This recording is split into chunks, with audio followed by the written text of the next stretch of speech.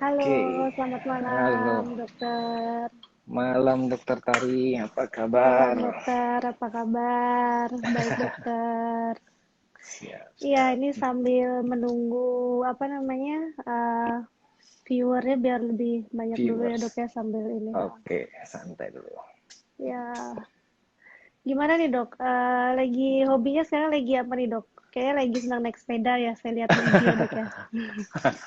Sekarang baru coba-coba lah sepedaan, ngumpul sama teman-teman. Ya, tapi tetap kita social distancing lah, tetap jaga jarak, tetap terapkan Ya, protokol, ingat pakai betul. masker kemana-mana kalau keluar. Jenuh Iya, juga dok, suntuk di bagus rumah orang. sekali, dok. Kegiatannya bagus sekali, dok. Bisa untuk kesehatan juga, dok ya. Iya, lumayan lah pagi-pagi. Tapi emang sekarang jadi biasa bangun pagi ini ya. Bangun pagi, emang udara pagi lebih polusi udah berkurang banyak sih lumayan. Walaupun sekarang Oke, sudah dok, mulai bagus. makin rame. Iya, bener, dok. Mantap sekali, dok. Baiklah, nih Siap. kayak udah kita bisa mulai aja. Sebelumnya saya perkenalkan Oke. diri dulu. Saya Dokter Tari. Jadi saya residen di Fakultas Kedokteran Udayana, spesialisasi kulit dan kelamin semester 5. Jadi untuk narasumber malam ini itu adalah Dokter Igusti Ngurah Dharma Putra, spesialis kulit dan kelamin konsultan Fins Divi FA Divi, benar ya, dok ya? Siap, benar-benar. Panjang sekali nih, dok, namanya. Gelarnya banyak banget, panjang banget. Jadi saya panggilnya Siap. panggilnya Dokter Dharma aja ya, dok ya. Oke, ya, yang Oke. enaknya aja. Siap. Oke, ini bagian penting nih yang harus saya sampaikan ini. Tapi yang ini saya harus nyontek nih, karena panjang banget nih profilnya Dokter Dharma nih. Saya nyontek dulu ya, dok ya. Jadi Dokter Dharma ini tahun 2009 itu lulus spesialis kulit dan kelamin di FK UNR, Universitas Erlangga ya, dok ya, benar, dok ya. Iya, Surabaya. Ya, itu kira-kira udah 10 tahun yang lalu ya, dok ya, udah lama banget ya. Iya, lumayan. Kemudian untuk lulus S3 doktornya itu tahun 2017, dok, di FK UNER juga, dok ya, benar ya, dok ya. Iya, benar. Nah, Surabaya dulu sekolah. S3 doktornya ini dokter mendapat gelar cum laude dan gelar wisudawan terbaik, teman-teman. Luar biasa sekali, teman-teman. Kemudian founder DNI Skin Center. Sepertinya teman-teman kan udah pada tahu nih DNI Skin Center. Nah, ini dia foundernya ya. Founder Oke. DNI Skin Center yang sekarang udah kayaknya di seluruh Indonesia udah berapa cabang ya, dok ya? Kalau nggak salah udah 20-an ya, dok ya. Sekarang ada 25. Kita ada cabang 25. Udah 25 cabang, dokter. Iya, Untuk DNI sendiri, wah, luar biasa iya, sekali, dokter.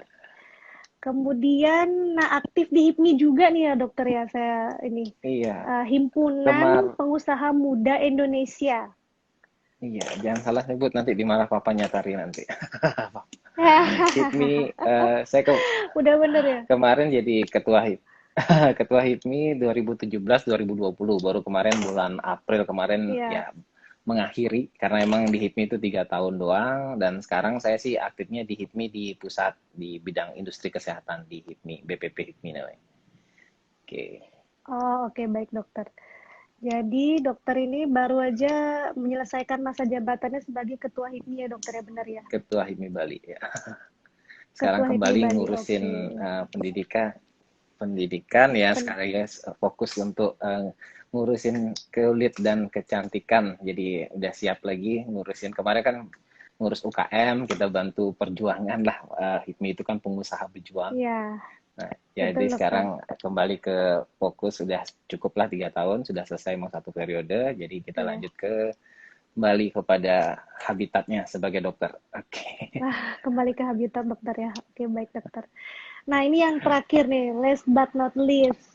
Jadi dokter ini adalah dosen dan staf pengajar juga di spesialisasi kulit dan kelamin Fakultas Kedokteran Udayana. Jadi dokter Dharma ini adalah dosen saya, guru saya di Fakultas Kedokteran Udayana yang nggak pernah pelit ilmu, selalu berbagi ilmu dengan Dokternya juga rajin kok. Jadi itu. dokter.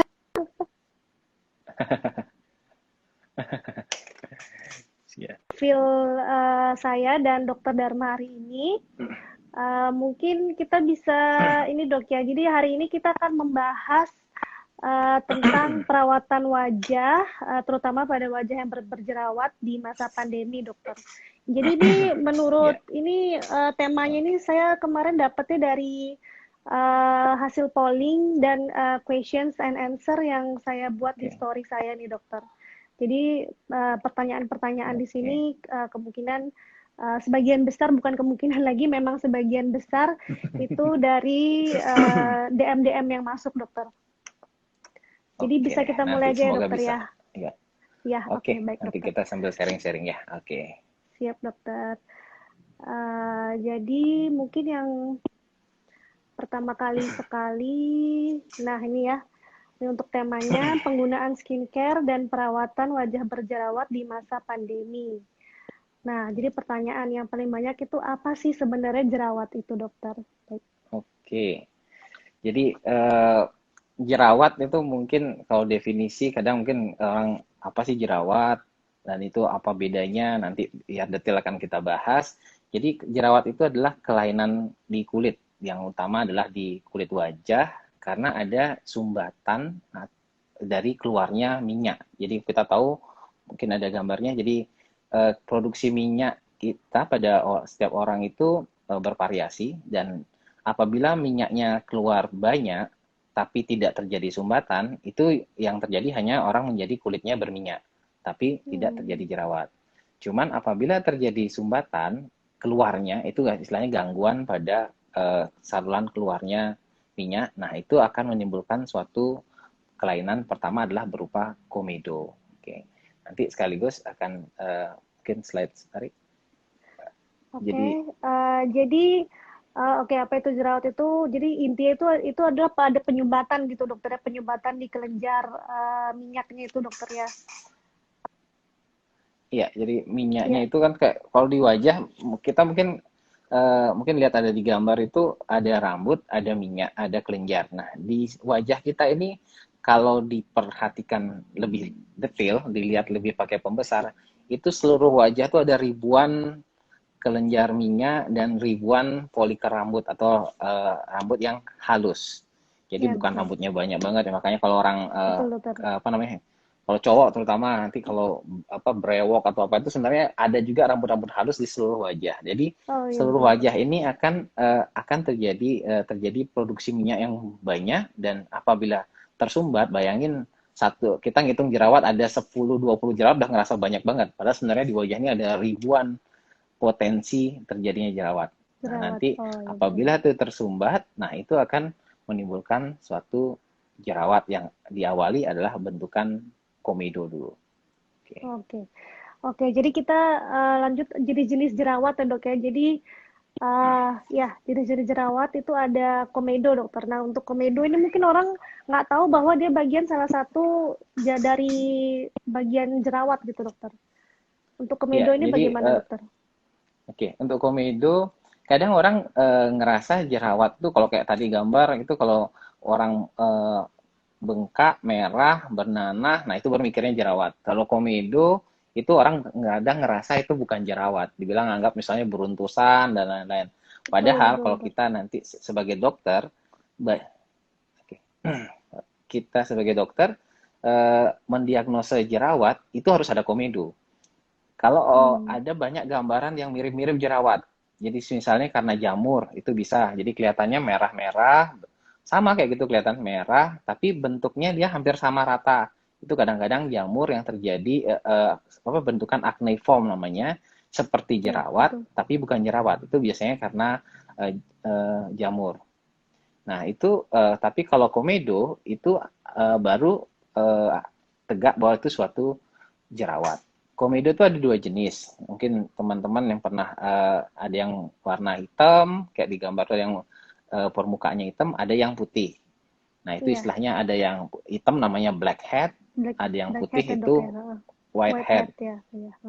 Oke, jadi kalau yang whitehead itu kadang orang ngerasa beruntusan gitu ya, beruntusan di wajahnya langsung banyak. Nah itu sebagian besar adalah whitehead. Jadi kelihatan di permukaannya itu dia putih. Nah, putih itu artinya dia tersumbatnya itu tebal sumbatannya. Jadi yang kayak tadi saya lihat ada saluran di rambut, nah di situ ada sumbatan putih, nah itu istilahnya whitehead. Itu susah dipencetin. Komedo yang kayak gitu tuh susah dipencetin dan sebaiknya jangan dipencetin. Oh, Itu harus justru yang putih penanganan orang-orang khusus. nyari kan kulit putih. Jadi kalau yang putih ini justru yang susah ya dok ya. Kalau yang komedo jangan minta yang putih-putih. Karena itu susah dan memang tidak sebaiknya jangan dipencet. Yang Oh kedua iya itu betul yang betul. blackhead. Blackhead itu dia permukaannya ujungnya itu dia kehitaman. Kalau secara teori itu artinya minyak yang tadi ada di dalam yang tersumbat tadi teroksidasi kena udara sehingga dia warnanya jadi kehitaman. Ini yang Hmm. sering dipencetin pada orang, sering dipencetin, terutama mungkin orang biasanya kebiasaannya habis mencet, dicium baunya, udah tahu baunya tapi pengen aja nyiumin. Jadi Iya betul dokter. oke, Gatel tangannya mau mencet gitu dokter. enggak terlalu. Iya, jadi sebenarnya tindakan memencet jerawat itu hal yang sebenarnya jangan dilakukan. Karena Iya. bayangkan kan tadi jerawat itu komedo yang besar ngelewatin lubang pori-pori yang kecil. Nah, itu kalau berulang-ulang dilakukan, itu terjadi iritasi pada lubang keluarnya itu akan menimbulkan terjadinya pori-pori besar. Makanya orang-orang Hmm. kadang ngerasa kok jadi pori-pori saya besar kok jadi padahal sebenarnya itu karena kebiasaan yang salah. Itu sebaiknya jangan dilakukan. Oke, Oke itu baik pertama dokter. adalah bentuk awal adalah bentuk jerawat yang berupa komedo. Itu Komedo. nanti Jadi bisa ini di fase awal ya dok ya. fase awalnya dan itu bisa dihitung nanti ada derajat jerawat itu dari ada jumlah komedonya dihitung nanti lebih detail nanti dari dokter yang menilai. Oke. Oke. Berarti untuk next, oke. Ada jenis jerawat yang Nah, kedua ini papula dan pustula dokter. iya, papula dan pustula itu artinya sudah jerawatnya itu udah ada nanah-nanahnya merah-merah. Nah, ini yang biasa orang ngerasa kalau ini baru jerawat. Nah, ini juga Nah perlu ya. hati-hati. Nah, Hmm. kalau udah jerawat ini juga orang Padang gemes sekali akhirnya mencet. Kalau lihat tadi gambar kalau jerawat itu memang lokasi kerusakan atau lokasi masalah itu di kelenjar yang letaknya dalam. Bayangkan kalau lokasi yang dalam itu kita pencet, apa yang terjadi? Yang terjadi itu malahan akan terjadi bopeng-bopeng. Mungkin ada yang nyeselnya tuh kan luar biasa, nggak bisa selesai-selesai. Orang jerawatan itu paling masa remaja, pubertas, setelah itu dia mungkin akan mereda. Tapi Hmm. apabila dipencetin sembarangan, nggak ngerti, atau terutama orang, apalagi sekarang mungkin nggak bisa keluar, tapi sering video callan seperti ini, ada jerawat satu dua biji mengganggu, dipencetin, nah itu resiko banget untuk terjadinya bopeng-bopeng malahan. Dan kalau sudah jadi bopeng tuh susah banget ngilanginnya. Oke, jadi yang tipe yang kedua adalah papulopustular, artinya tipe jerawat yang merah dan bernanah. Oke, Ya betul next sekali tipe dokter. berikutnya. Oke, next itu ada, nah ada kista dan nodul nih dokter. Nah, ini tipe yang lebih parah lagi. Jadi intinya tadi jerawat tadi yang makin lama makin meradang, makin membesar. Membesar tuh dia bukan hanya dia ke samping juga ke bawah. Nah, yang tipe yang kayak gini nih yang kadang dia seperti kayak semi-semi bisul lah. Jadi dia ada nanah di dalamnya dan di situ ada rongga-rongganya. Yang ini penanganannya akan berbeda dan kadang resiko sekali kalau yang tipe kayak ini dipecahin. Nah, itu benar-benar akan menimbulkan lubang-lubang bekas jerawat yang sangat mengganggu sekali. Ya betul sekali dokter. Berarti itu jenis-jenis jerawat ya dokter ya. Jadi bisa dibedakan juga. Jadi ada jerawat yang ringan, sedang, berat gitu ya dok ya berarti ya dok ya. Iya, dan coba berat dan jenisnya dari bentuknya ini, bentuknya Dari dari yang bentuknya juga dok komedo, ya. papulopustul dan kista komedo. Jadi ini mungkin satu orang itu tidak tidak satu seragam kayak gini. Jadi nanti yang mungkin yang di rumah bisa mulai lihat cermin di wajahnya ini koleksinya punya apa aja, punya koleksi komedo, papulopustul atau bahkan juga ada yang kista atau nodul karena biasanya setiap orang itu di wajah itu akan bervariasi fase-fase jerawat seperti ini. Iya, betul, betul sekali dokter. Oke, jadi itu jenis-jenis jerawat ya teman-teman. Jadi ada juga nih pertanyaan nih gimana gimana sih proses atau perjalanan penyakit dari bisa munculnya jerawat gitu dok. Jadi gimana itu dok ceritanya bisa munculnya jerawat? Oke, untuk terjadinya jerawat, ya kembali ke mungkin ini bagi teman-teman yang belum familiar sama gambar kulit ya, kayak ginilah kalau kulit kita itu dipotong. ada rambutnya, ada kelenjar di situ, ada permukaan kulit.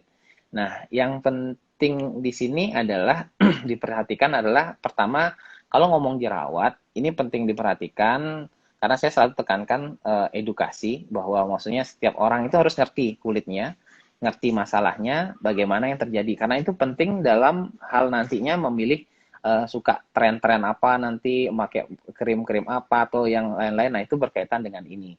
Nah, yang pertama ini adalah jerawat itu pertama adalah produksi dulu. Lalu berpikir kalau jerawat itu ada produksi minyak, yang kedua adalah sumbatan. Semua akan larinya pada dua poin ini aja. Jadi yang pertama ini adalah produksi minyak yang berlebihan.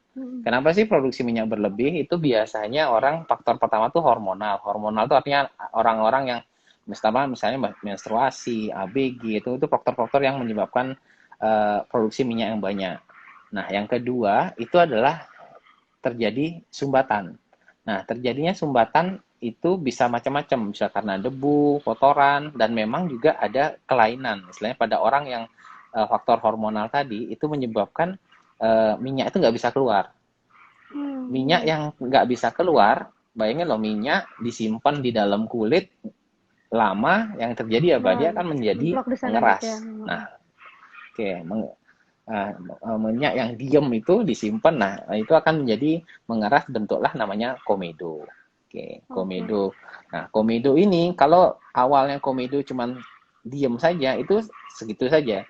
Tapi apabila komedo ini kemasukan kuman, nah terutama yang di sini kumannya khusus nih, kalau untuk jerawat itu namanya Propyrenebacterium acne, P. acnes. Kalau orang kan bilangnya jerawat itu namanya acne, karena berawal dari berasal kata kumannya P. acne. Nah, di situ kalau kuman itu masuk, nah itu akan menimbulkan suatu infeksi. Awalnya itu kan menyebabkan kelihatan seperti bernanah tadi. Nah, nanah yang peradangan ini makin lama dia akan makin membesar dan akan makin meluas seperti gambaran tadi. Jadi proses tadi adalah seperti ini yang tadi yang saya perlihatkan ini. Jadi dia ada produksi minyak yang berlebihan dan ada sumbatan, dan yang ketiga adalah faktor bakteri. Jadi penanganan jerawat ataupun pemilihan penggunaan obat atau apa itu hanya berkaitan dengan 3 kondisi seperti ini. Oke, itu kurang lebih terjadinya kenapa sih terjadi jerawat. Iya. Oke, saya potong dulu nih sebelum kita lanjut nih, dokter. Jadi teman-teman kita buka open questions ya, teman-teman. Jadi kalau mau ada pertanyaan bisa ketik di kolom questions, nanti kita pilih pertanyaan terbaik ya. Untuk pertanyaan terbaik nih dapat hadiah nggak nih, dokter, kira-kira? Untuk boleh, pertanyaan yang bagus-bagus. Hadiahnya apa nih kira-kira nih, dokter? Nanti bisa pilih mau perawatan, mau produk, bebas. Yang penting jerawatnya bebas jerawat ya. Oke, jadi teman-teman kalau yang mau nanya kita open questions, bisa ketik di kolom questions, nanti buat penanya terbaik akan dapat free treatment di DNI Skin Center. Oke. Oke, kita lanjut nih, dokter ya. Ini ada pertanyaan dari DM saya sebelumnya itu. Jadi faktor-faktor yang bisa menyebabkan terjadinya jerawat itu apa aja sih, dok? Oke, ini ada beberapa faktor. Mungkin kita bahas satu-satu ya, karena setiap orang itu jerawat kan udah tahu tadi prosesnya gimana. Nah, sekarang apa sih yang bikin? Nah, kalau sudah tahu, yang utama adalah menghindarinya. Yang pertama tuh hormonal. Hormonal itu biasanya itu berkaitan seperti pada wanita setiap mau menstruasi itu biasanya akan muncul jerawat karena hormon tadi merangsang ke faktor pertama tadi. Faktor pertama adalah produksi minyak. Oke, kemudian pubertas ini juga sama. Jadi pada masa-masa puber, anak-anak SMA, ABG, nah itu sudah mulai akan hormonalnya dia akan meningkat, hormon androgen namanya. Hormon ini yang merangsang produksi minyak. Jadi makanya anak-anak remaja tuh benar-benar mukanya pada berminyak banget. Nah, itu masa-masa sementara saja. Saya selalu menekankan kalau jerawatan itu masa sementara aja. Tapi kalau dia bekas itu seumur hidup. Mau canggih, bahkan orang kadang kalau salah penanganan intinya udah sedang lobang-lobang itu orang berpikir mau di laser, bahkan ada yang minta, dok bisa nggak diganti muka saya, kulit saya mau ditempelin yang dari mana lah ininya. Itu udah nggak bisa, susah. Tidak. Kalau sudah kalian bekas jerawat yang sampai lubang-lubang itu bisa lebih halus, tapi untuk kembali normal itu akan susah sekali. Oke, faktor ketiga itu adalah keturunan. Nah, ini faktor keturunan ini juga jadi orang itu warisan itu tidak hanya warisan rumah, tanah, mobil. Nah, ini warisan Iya betul kelenjarnya juga dokter. sama ini. Jadi bukan cuma berlian, Oke. tanah, rumah ya bukan. Jadi ada warisan-warisan yang Iya, lain dari ayam buyut gitu dok ada ya. iya. Jadi kalau kadang kalau jerawatan itu salah satunya bisa salahin orang tuanya kalau nanti liatin bapak ibunya ada bekas jerawatnya. Nanti kalau bapak ibunya banyak jerawat, ada bekas-bekas, nah artinya pas remaja juga jerawatan. Nah, keturunan ini efeknya di mana? Jadi Oke. jerawatnya itu yang diturunkan itu adalah kelenjar minyaknya itu. Kelenjarnya itu ada yang sudah Hmm. besar-besar. Jadi intinya ada Oh. faktor dikit aja dia sudah langsung muncul produksi minyak yang banyak. Itu keturunan. Hmm. Kemudian gesekan kulit dengan benda itu maksudnya beberapa jerawat itu bisa terjadi istilahnya akne mekanika. Itu artinya gesekan benda yang berulang-ulang pada area tertentu merusak barrier kulit atau permukaan kulit sehingga terjadi peradangan yang merangsang juga terjadi jerawat.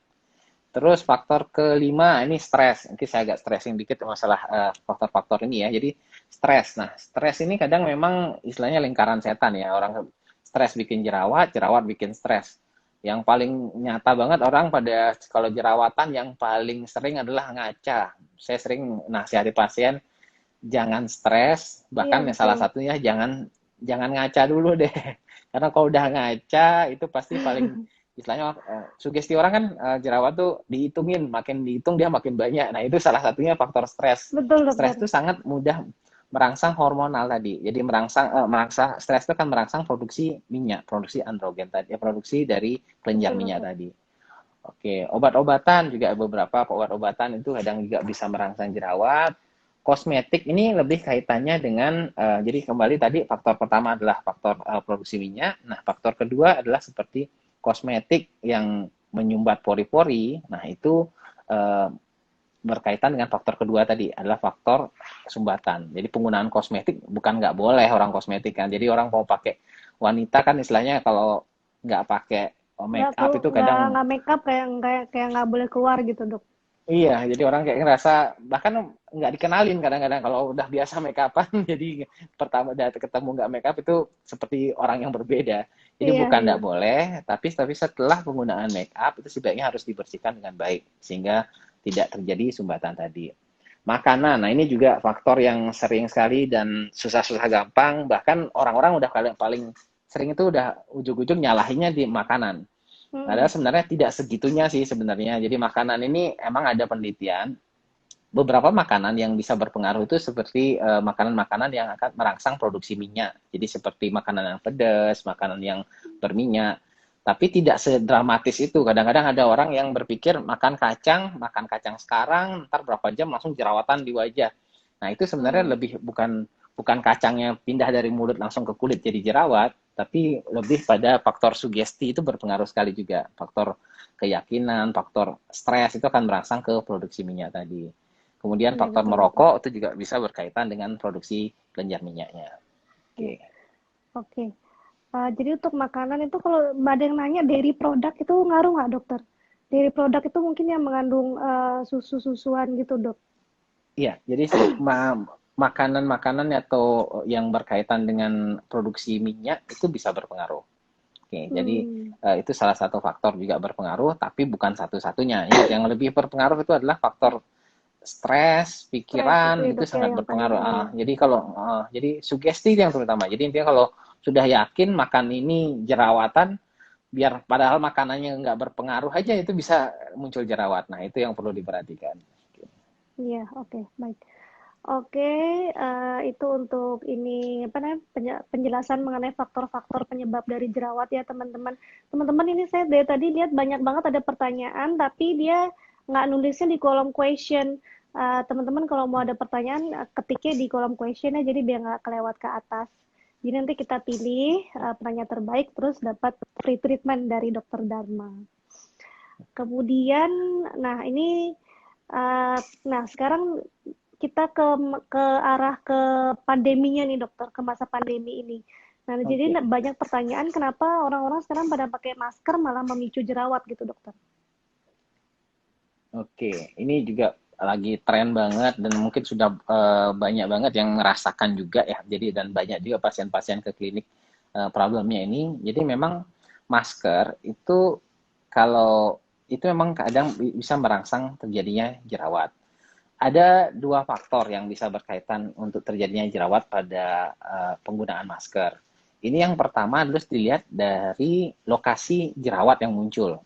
Kan area yang digunakan masker itu kan area yang lumayan luas ya, dari hidung, pipi, dan lain-lain. Jadi kalau area jerawat yang muncul itu pada area yang penggunaan maskernya tertekan, cukup tertekan, maksudnya paling dominan tekanan, maksudnya tertutup banget, misalnya kan terutama pada tepi-tepi masker, yang itu akan nempel banget. Kalau daerah bibir kan dia biasanya lebih longgar ya. Nah, apabila jerawatnya berada di sana, itu lebih berkaitan dengan faktor sumbatan. Jadi maksudnya minyak yang normal yang keluar karena terhalang oleh masker itu dia akan menimbulkan sumbatan, jadi komedo seperti tadi prosesnya jadi jerawat. Yang kedua ini ternyata bukan hanya faktor itu. Yang kedua ini adalah faktor, makanya istilahnya namanya faktor gesekan tadi. Istilahnya akne mekanika. Orang bilang mas akne, jadi penggunaan masker yang menimbulkan akne. Ini biasanya adalah pada area yang sering terjadi gerakan gesekan. Jadi misalnya kita daerah bibir itu kan ngomong, itu kan masker itu nempel dan bergerak-gerak. Nah itu menimbulkan gesekan-gesekan yang berulang-ulang dan akhirnya menimbulkan peradangan dan akhirnya menimbulkan perangsang terjadinya jerawat. Kemudian bakteri juga bisa. Jadi bagian masker itu ya bakteri. Jadi masker kan itu kondisinya lembab berulang-ulang. Nah, apabila maskernya kotor, yang ada kuman atau apa, nah itu bisa merangsang terjadinya sumbatan juga dan infeksi dari bakteri yang ada di situ. Gitu. Jadi penggunaan untuk solusinya nih bagaimana berarti dokter biar orang pakai masker tapi biar nggak jerawat gitu dokter? Oke. Jadi kembali nanti tergantung penyebabnya. Jadi kalau yang utama menurut saya kalau pada daerah penekanan dan memang itu murni karena tekanan hambatan keluarnya minyak, nah itu pengobatannya menggunakan obat-obat yang mengangkat sel kulit mati yang menyebabkan sumbatan tadi. Oke, yang kedua, apabila karena gesekan, nah ini salah satu faktor bisa digunakan adalah menggunakan pertama pemilihan kain, kan sekarang tuh dominan masker kain ya. Masker kain tuh pilih bahan yang lebih lembut sehingga apabila gesekan tidak terlalu menciderai kulit lah istilahnya. Yang kedua adalah gunakan pelembab. Tapi pelembabnya khusus ya, karena orang jerawat nih resiko banget gunakan pelembab itu malahan kadang nyumbat pori-pori malahan akan menimbulkan jerawat. Nah, itu salah satu. Tambah buruk ya. Oke, kemudian masker ini yang ketiga itu harus kalau memang dia berkaitan dengan faktor bakteri, nah emang harus rutin dicuci. Jangan bayangkan itu daerah yang lembab ya, daerah yang lembab berjam-jam itu kita gunakan masker di area yang sama, nah itu akan mudah sekali untuk kolonisasi bakteri untuk berada di situ. Jadi harus rutin dicuci maskernya, dibersihkan. Jadi nggak bisa punya masker satu ya. Kalau masker kain harus lebih dari satu biar sempat untuk diganti. Jadi harus rutin dicuci gitu dok ya? Iya. Ya oke. Nah itu tadi penjelasan mengenai jerawat nih dokter ya, dari apa itu jerawat, faktor-faktor resikonya. Nah sekarang, untuk pengobatannya nih dokter, untuk terapinya dari jerawat itu sendiri itu ada apa aja sih dok?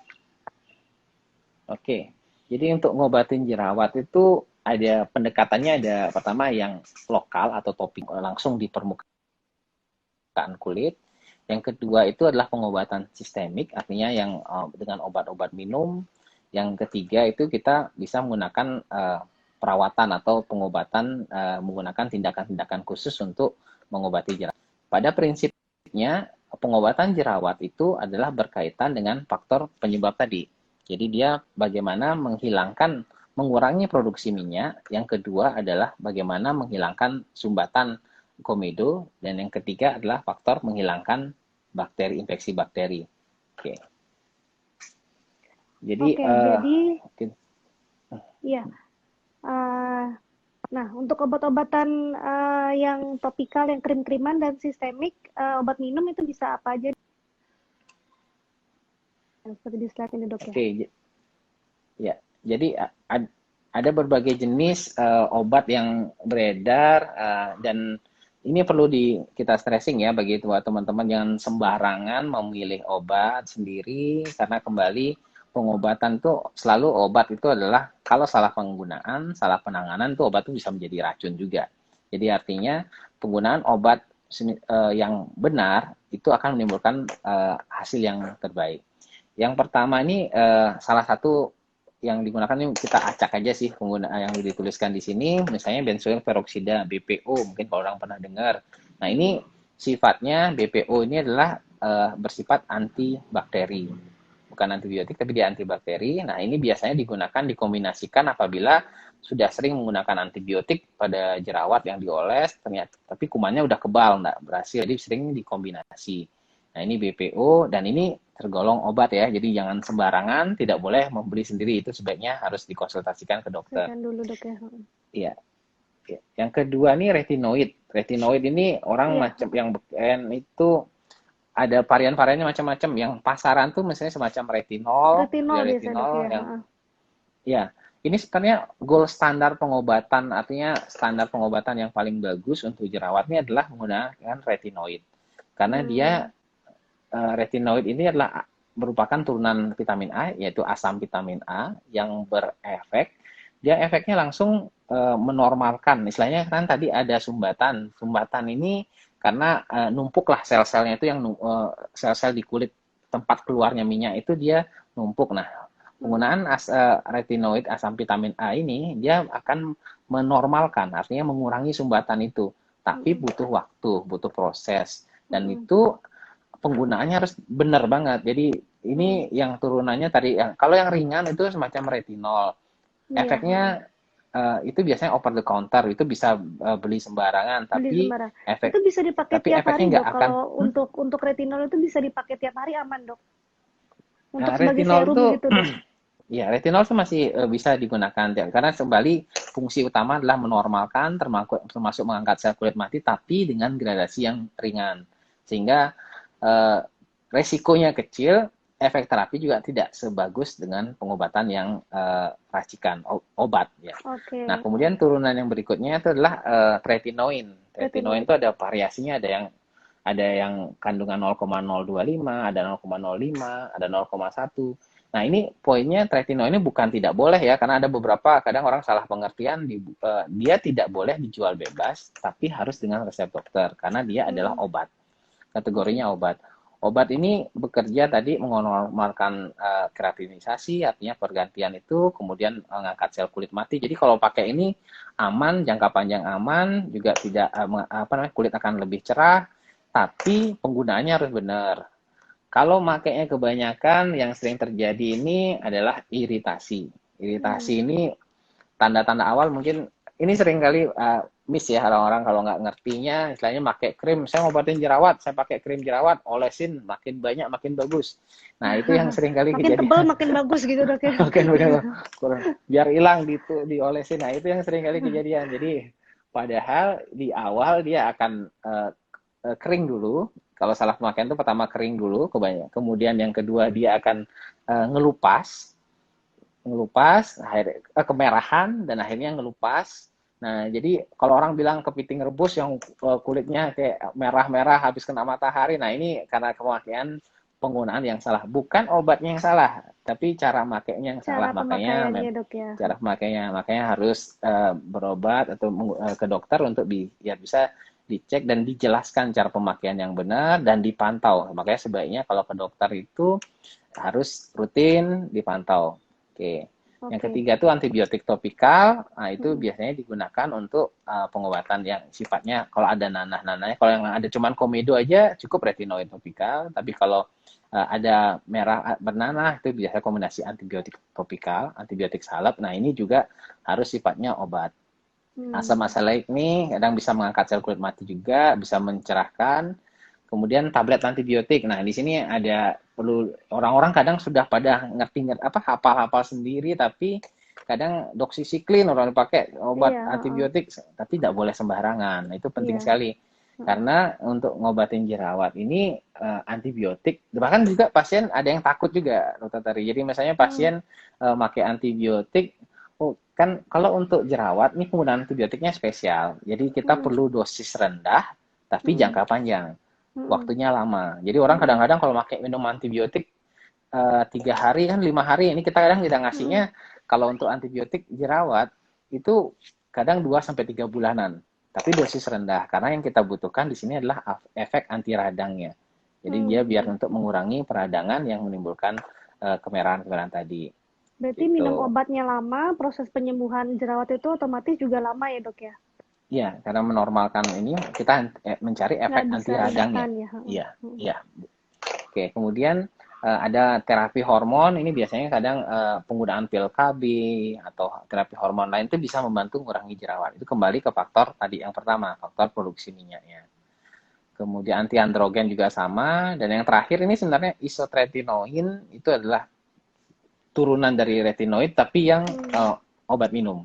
Obat minum ya dok Nah, ya?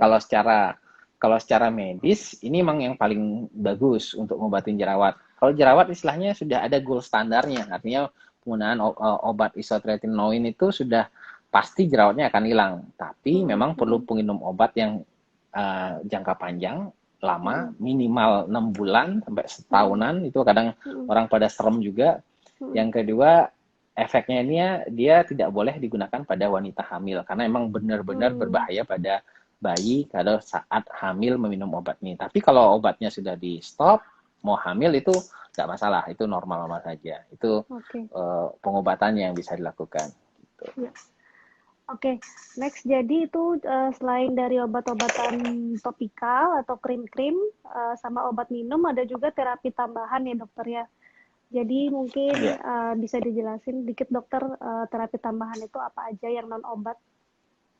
Oke, untuk terapi tambahan, saya tadi kan sudah obat yang dioles, kemudian yang diminum atau disuntik atau apa di obat minum. Nah, yang kedua, yang berikutnya adalah ini terapi tambahan ini terapi yang dilakukan tidak bisa sendiri, artinya dilakukan di dokter atau di klinik. Nah, prinsip kerjanya juga sama. Jadi kalau ngomongin jerawat, selalu kita ngomongin ngilangin sumbatan.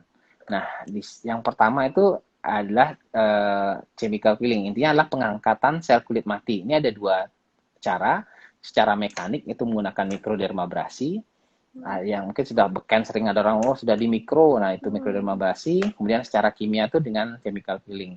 Nah, poin utamanya dia adalah mengangkat sel kulit mati. Artinya sel kulit mati ini beda dengan kotoran di wajah. Ini yang sering sekali. Kenapa kalau jerawatan tuh memang harusnya sebaiknya ke dokter, jangan sembarangan. Karena kalau sekedar facial yang enak sih emang pijatannya enak, mungkin bikin relax atau apa. Tapi kalau ngobatin jerawat tuh nggak akan bisa karena jerawat itu tadi faktornya adalah sumbatan karena sel kulit matinya numpuk di permukaan.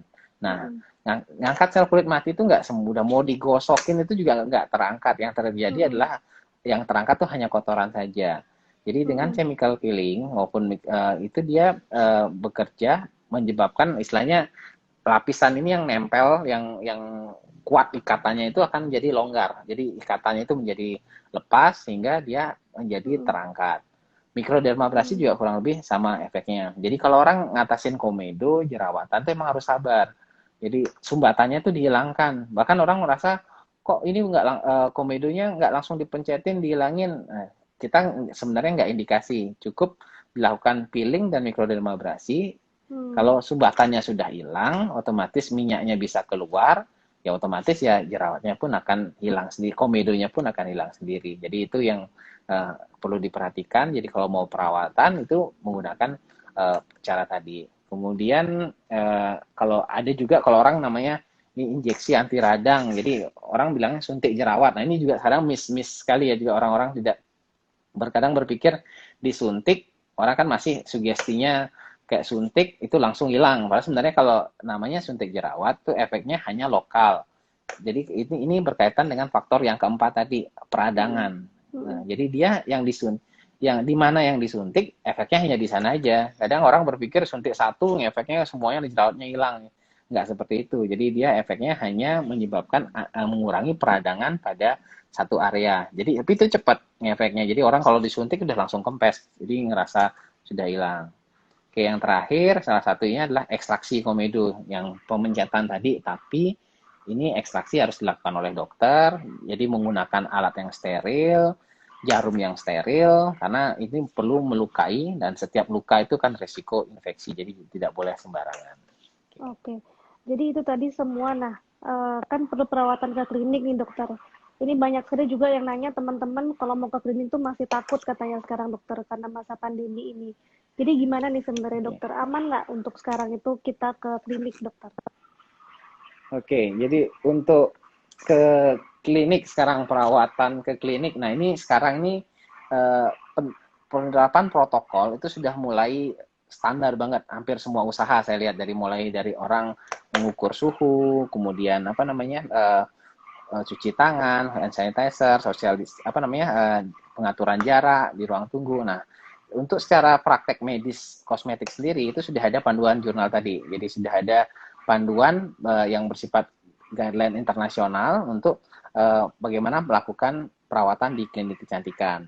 Memang kalau kita lihat COVID virus COVID tadi, jadi emang COVID ini kan memang resiko banget ya, artinya orang di klinik kecantikan itu kadang ada resiko yang bisa terjadi, misalnya ada area yang kita ketemu orang, habis itu ada memegang sesuatu yang bersamaan, kemudian jarak yang dengan terapis, dengan dokter yang bisa dekat. Nah, ini perlu dipahami di guideline yang ada, ini ada penentuan dari standar atau resiko masing-masing tindakan. Dan juga penting bagaimana untuk dokter menggunakan perlindungan apa yang harus digunakan. Oke. Jadi virus oke, mungkin slide-nya. Jadi ada beberapa tindakan yang dikategorikan. Jadi nah ini sih contoh nih tindakan-tindakan yang low risk. Risiko rendah itu adalah apabila tindakan-tindakan estetik yang dilakukan ini waktunya singkat, oke? Karena kita tahu kalau paparan virus yang bersifat droplet itu resiko kalau makin sering, apalagi nanti kan posisinya tidak pakai masker, jadi dari pasien tidak pakai masker, tapi dokter dan perawat itu wajib menggunakan standar APD. Mungkin nanti saya jelaskan. Ini beberapa tindakan yang area hidung ke atas, artinya pasiennya ini masih menggunakan masker, ini tergolong low risk, resiko rendah. Jadi contoh misalnya suntikan botox, filler yang bagian area atas, kemudian tindakan HIFU, RF, macam-macam, chemical peeling, tindakan yang intinya bagian hidung ke bawah itu masih menggunakan masker, masih tertutup, atau area tindakan kita jauh dari area itu, nah ini tergolong low risk. Nah, next-nya. Ada lagi yang moderate risk ya dokter ya? Yang moderate risk ya, ini golongan resiko sedang. Kalau resiko sedang ini tindakannya hampir sama, tapi ini adalah lokasi yang di daerah hidung ke bawah, ke daerah mulut, daerah wajah. Nah, ini beberapa tindakan seperti tadi injeksi tadi, botox, filler, RF, HIFU, ini pada area wajah. Karena kan tidak mungkin lah lakukan PRP pada tindakan itu yang pasti dia harus melepas masker. Jadi untuk tindakan yang pasiennya melepas masker di area wajah, ya ini tergolong yang moderate risk. Itu berkaitan dengan penggunaan standar perlindungan. Oke, next. Oke, jadi selain itu juga ada yang risiko tinggi ya dokter ya, tindakan-tindakan resiko tinggi. Resiko tinggi semua kan memang pada masih penularan yang paling pasti COVID ini memang bervariasi sekali. Nah, apabila tindakan-tindakan yang berisiko menimbulkan aerosol itu maksudnya partikel virus itu bukan hanya droplet yang dari istilahnya ada ludahnya, tapi ini dia di udara. Nah, itu istilah tindakan-tindakan seperti ini ternyata tindakan yang kadang kita sering lakukan juga seperti mikrodermabrasi. Artinya ada uap, ada ini agak tergolong resiko tinggi. Jadi mikrodermabrasi, kemudian ada jet infusion, maksudnya penyemprotan yang karena kan takutnya menyemprot di daerah hidung, kemudian hidung itu akan nyemprot keluar, nah itu yang menyebabkan resiko tinggi. Nah ini tergolong dengan resiko tinggi. Oke, jadi ini beberapa equipment atau APD ya dok ya yang untuk diterapkan di klinik. Ya, jadi resiko-resiko tadi ini berkaitan karena memang kondisi saat ini semua pada takut ya. Jadi intinya dokter takut, pasien takut, apa dokternya bisa nularin, ini memang dua sisi mata uang yang memang saling berkaitan ya. Jadi intinya kita bisa berhubungan dengan jarak dekat apabila menggunakan protokol tadi, tempat. Yang kedua adalah protokol standar perlindungan. Nah, di sini yang pertama nih sarung tangan. Ini semua resiko low, moderate maupun high risk itu tiga-tiganya itu pasti menggunakan sarung tangan. Kita kalau di medis itu pasti selalu menggunakan sarung tangan. Kemudian surgical cap, pelindung rambut. Ini lebih kaitannya orang biar pulang ke rumah tuh nggak selalu keramas terus karena droplet itu bisa nempel di rambut. Nah, kemudian yang paling penting di sini adalah contoh ada menggunakan face shield. Face shield ini kalau di sini rekomendasi internasional face shield itu digunakan hanya pada high risk. Padahal kalau kita sekarang nih hampir mau low risk apapun kita lebih baik over karena kita nggak tahu kalau COVID ini seberapa pasti penularan. Face shield, kemudian masker. Nah, di sini ada kalau low risk itu cukup masker 3 ply aja, masker medis biasa. Tapi kalau dia sudah moderate risk atau high risk, itu wajib menggunakan masker yang N95 yang tebal. Oke, dan yang terakhir itu adalah penggunaan plastik apron yang gaun yang apa namanya, yang sekali pakai atau hazmat suit kadang terlalu berlebihan sih ya. Mungkin kadang apron biasa itu biasanya hanya di high risk atau moderate risk masih bisa dipertimbangkan. Jadi hal ini berkaitan dengan resiko. Jadi kalau tidak semua istilahnya mau nyuntik jerawat pakai baju hazmat suit nyuntiknya cuma berapa detik, nah itu yang kadang-kadang jangan terlalu over tapi harus sesuai dengan standar guideline yang benar gitu. Oke, baik dokter. Kemudian nah ini yang terakhir ya dokter, banyak pertanyaan skincare rutin dokter, skincare rutin di rumah gitu. Jadi misalnya kalau pada orang normal sama orang berjerawat itu apa beda dokter? Jadi misalnya dia udah pakai krim dokter tapi dia pengen pakai serum, perlu nggak pakai pelembab lagi gitu dokter? Iya, oke. Jadi emang nih saya lihat nih beberapa hal-hal yang memang lagi ngetren lah, orang pengen semua glowing biar kayak Korean look lah. Nah ini kadang-kadang artis Korea gitu dokter. Artis Korea glowing biar nggak kalah sama dokter Tari lah kira-kira. Jadi orang-orang kadang menggunakan macam-macam. Nah ini kembali lihatlah nasib juga itu yang faktor keturunan tadi. Kalau emang punya bawaan kulit berminyak, berjerawat itu jangan sembarangan menggunakan kit. Saya sering kali malahan orang pasien jerawat udah stres dia makin macam-macam dicoba. Solusinya cuma satu, malahan stop dulu semuanya. Jadi kita mulai dari gunakan hal-hal yang sunblock aja, sunblocknya mungkin yang bentuknya gel aja, yang ringan-ringan, kemudian pembersih. Nah, penggunaan serum pelembab ini juga ini ya, kalau pelembab biasanya kalau kita untuk yang berjerawat sebaiknya jangan rutin digunakan kecuali dia kulitnya kering. Namanya juga pelembab. Kemudian sheet mask, face oil, saya istilahnya tren-tren sekarang face oil macam ternyata setelah saya telusuri. Jadi face oil ada yang bersifat seperti minyak jojoba oil itu memang untuk melembabkan. Orang biasanya kalau namanya glowing, orang selalu berpikir itu memang secara medis itu adalah kadar air di kulit kita itu adalah kurang lebih 10% lembab. Kalau dia kondisi lembab, kulit kita otomatis dia akan kelihatan lebih halus, lebih celing lah orang bilang. Tapi apabila orang yang sudah berminyak itu kondisi kulitnya sudah lebih 10% lah ini udah lembab. Nah, itu kalau menggunakan sheet mask ini salah satunya pelembab, nah ini akan berisiko untuk terjadinya jerawat karena dia malahan menyumbat. Jadi jangan sembarangan ikut-ikutan, lihat sebaiknya periksa ke dokter dulu tipe kulitnya seperti apa baru digunakan. Kalau face oil ini saya lihat ada beberapa kayak tea tree oil itu masih bisa digunakan pada orang berjerawat. Jadi tidak boleh sembarangan lah. Jadi dilihat dulu perlu atau tidaknya itu lebih tergantung pada kulitnya. Jangan ikut tren sembarangan, tidak melihat akhirnya jerawat, tambah jerawat stres, kembali ke faktor tadi akhirnya ya makin pusing jerawatan gitu. Jadi intinya sebaiknya apapun itu konsultasikan dulu ke dermatologis masing-masing gitu dok ya. Iya, sebaiknya diperiksakan ke dokter biar lebih jelas masalah kulitnya dan apa yang berkaitan tepat. Oke. Jadi kalau saya simpulin tadi dari awal ya dokternya, jadi ada faktor-faktor misalnya kayak stres, hormonal, makanan, kemudian gimana bisa mencetuskan terjadinya jerawat, kemudian dari terapi itu sendiri ada obat-obatan krim, topikal, dan sistemik, obat minum, sama non-perawatan. Nah kalau untuk aman perawatan kayak chemical peeling, facial, aman nggak nih ke klinik kecantikan gitu. Jadi itu semua kembali lagi ke teman-teman harus perhatikan kalau mau ke klinik kecantikan apakah di klinik kecantikan itu sudah menerapkan protokol kesehatan COVID ya dokter ya. Seperti yang tadi dijelaskan seperti di guideline. Kemudian ada ini mungkin dokter ada pesan mungkin buat teman-teman di rumah. Ada, Oke, ha, ya. Untuk pesan di rumah sih, yang pertama itu selalu rajin untuk bersihkan wajah. Mungkin yang simpel yang bisa dilakukan ya. Jadi apalagi sekarang nih orang banyak beraktivitas outdoor, suka sepedaan, nah, suka jalan, suka lari, apapun yang setiap keluar rumah itu wajib setelah itu wajib dibersihkan wajah.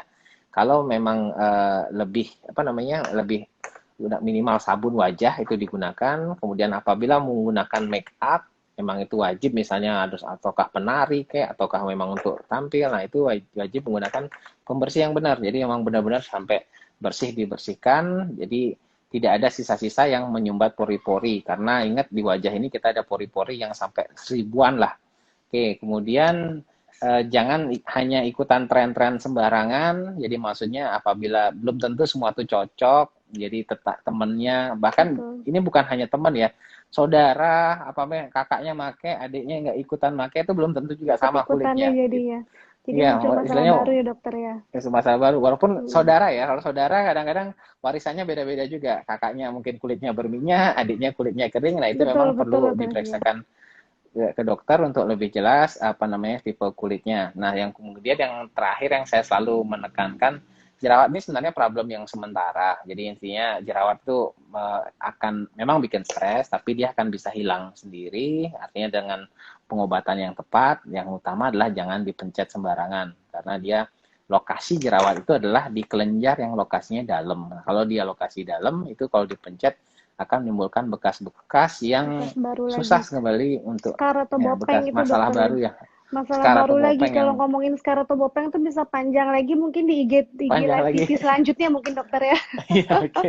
Ya, karena skar bopeng itu tipenya macam-macam, pendekatannya ada yang sampai di apa namanya diambil jaringan kulit ini di Iya. graf istilahnya diambil ditanemin di kulitnya itu macam-macam jadi dan itu pun tidak bisa sampai akhirnya normal halus banget. Itu tidak bisa normal. Jadi itu pesan saya jadi usahakan jangan Oke. mencet-mencet lah. Oke. Ya. Jadi kita sekarang ke open question ya dokter ya. Ini wow yang masuk banyak banget nih dokter open question ya. Jadi saya udah pilih-pilih dulu. Oke, ini ada pertanyaan nih dokter. Kalau untuk penggunaan sunblock pada Ya. orang berjerawat itu dokter, itu sebaiknya yang SPF berapa dan digunakannya bagaimana untuk Oke. sunblock dokter? Oke, pertama untuk sunblock ya ini mungkin saya tadi kelupaan bahas. Sunblock itu juga ini poin utama kita wajib di daerah tropis ini wajib menggunakan sunblock. Tapi bukan berarti sunblock tuh makin tinggi, makin mahal, makin itu cocok untuk semua jenis kulit. Nah, yang utama itu adalah bukan hanya SPF diperhatikan. Yang penting di sunblock itu adalah apa namanya konsistensinya, apa bahan utamanya. Jadi kalau orang berjerawat, sebaiknya sunblock yang dipilih itu berbahan bentuk gel atau lotion. Jangan menggunakan yang bentuk krim. Apa kalau dia bentuknya krim itu lebih resiko, intinya kembali dia resiko menyumbat. Kemudian kalau SPF yang ketinggi-tinggian orang misalnya sampai 50-70%, nah itu kalau terlalu tinggi pun juga lebih resiko untuk menyumbat pori-pori. Jadi sebaiknya kalau memilih sunblock untuk wajah berjerawat, lebih pilihlah tipe yang gel atau lotion dan SPF nggak usah terlalu tinggi, cukup SPF 15 itu sudah cukup untuk melindungi apa namanya kulit 15 sampai 30 lah. Oke. Oke. Ini ada pertanyaan lagi nih sering dokter, masalah hilang timbulnya jerawat dokter. Jadi udah pergi ke dokter, udah sembuh jerawatnya, tumbuh lagi hilang timbul. Masalah hilang timbulnya jerawat ini malah jadi kadang-kadang jadi breakout dokter. Gimana ke dokter? Ya, oke, jadi hilang timbulnya jerawat itu kembali ke tadi faktor-faktor tadi. Jadi intinya jangan stres. Memang kadang pas ini adalah pengobatan dengan masalah jerawat. Ini memang bukan hanya tanggung jawab satu pihak ya, bukan hanya tanggung jawab dokter atau obatnya, tapi juga tanggung jawab pasien. Karena ini sangat berkaitan dengan faktor yang dari dalam. Jadi pengobatan untuk jerawat ini memang perlu kerja sama pasien sekali. Jadi intinya kalau harus mengikuti anjuran dari dokter, memperhatikan langkah-langkahnya, yang kemudian menenangkan diri. Saya sering menasihati pasien pertama tuh harus bersyukurlah. Jadi maksudnya kalau Hmm. sudah membaik dikit aja sudah ya udah syukur dulu baru nanti akan membaik lagi. Jadi karena faktor-faktor yang dari dalam itu kadang susah tangani. Yang lain Hmm. yang dari luar mungkin ngatur makanan tuh silakan sebaiknya dilakukan dan penggunaan produk-produk yang apa namanya make up dan lain-lain harus diatur. Oke. Oke dokter. Jadi uh, ini ada pertanyaan lagi nih dokter mengenai kehamilan hormonal dokter. Pada Hmm. jerawat itu, jadi bagaimana caranya ibu menyusui itu boleh nggak dokter? Misalnya kayak minum, dia lagi breakout gitu setelah melahirkan dokter. Boleh nggak Oke, mengkonsumsi obat-obatan atau pakai krim oke. dokter? Jadi ya, untuk pengobatan jerawat untuk hamil dan menyusui, kalau ini yang sering banyak orang miss ya. Kalau untuk menyusui itu penggunaan produk perawatan itu hampir tidak ada masalah. Jarang sekali ada efek samping untuk pada ibu menyusui. Jadi hampir semua standar tuh bisa. Tapi kalau untuk hamil memang perlu penyesuaian. Jadi artinya penggunaan seperti asam vitamin A. Tapi sebaiknya memang tuh kalau menyusui itu jangan yang oral atau sistemik ya, cukup yang oles topikal saja. Hmm. Terus untuk yang ibu hamil itu juga yang penting diperhatikan penggunaan krim malam apa namanya penggunaan yang asam vitamin A, tretinoin itu yang Hmm. mungkin perlu dihindari. Tapi Hmm. untuk penggunaan yang lain-lain tuh masih bisa. Hmm. Perawatan pun sebenarnya seperti mikrodermabrasi, peeling itu masih aman untuk orang hamil Hmm. maupun Menyusui dokter. menyusui apalagi kalau hamil Hmm. karena dia cara kerjanya tidak menimbulkan yang penting tidak menimbulkan rasa sakit dan tidak terserap itu aman. Oke. Oke, jadi teman-teman itu semua ya kayaknya udah banyak nih pertanyaan dari teman-teman dan penjelasan dari Dokter Dharma. Jadi saya simpulin untuk take home message nih teman-teman di rumah ya. Jadi rutin bersihkan wajah, terutama sepulang dari keluar rumah dan setelah menggunakan make up. Terutama kalau dari keluar rumah itu kan kadang-kadang kita langsung tidur gitu ya, jadi bawa dapat oleh-oleh dari luar Hmm. gitu, oleh-olehnya nggak dibersihin gitu ya. Nah itu yang bisa menimbulkan masalah jerawat. Kemudian hindari makan makanan yang bisa mencetuskan jerawat seperti dairy produk, makanan berminyak, makanan yang pedas-pedas. Kemudian jangan sembarangan menggunakan tren-tren apa namanya seperti Korean ala-ala artis Korea Korea itu sebelum konsultasi ke dokter klinik kecantikan kalian masing-masing. Kemudian jangan dimanipulasi atau jangan ditutup-tutupin ya. Jadi misalnya jerawat di poni ditutupin pakai poni, jerawat di dahi ditutupin pakai poni, terus ditutupin pakai make up lagi. Nah, itu malah memperburuk terjadinya jerawat ya, Dok ya. Kemudian, nah paling penting teman-teman jangan dipencet. Kalau dipencet itu muncul masalah baru lagi, ada scar atau bopeng istilahnya dokter. Jadi bisa masalah baru lagi, mungkin nanti bisa dibahas di IGTV Live selanjutnya ya dokter ya. Siap, siap. Oke. Ya baik, Oke, terima kasih siap. dokter untuk malam ini. Nanti untuk teman-teman yang masih Oke. belum dijawab pertanyaannya mungkin bisa melalui DM saya. Nanti kita bahas lagi melalui DM saya, bisa saya sampaikan ke dokter Dharma. Oke, terima kasih Oke, sebelumnya Dokter teman-teman Ri. semua. Dokter Dharma, terima kasih. Selamat malam. Oke, makasih Dokter Ri. Oke, malam.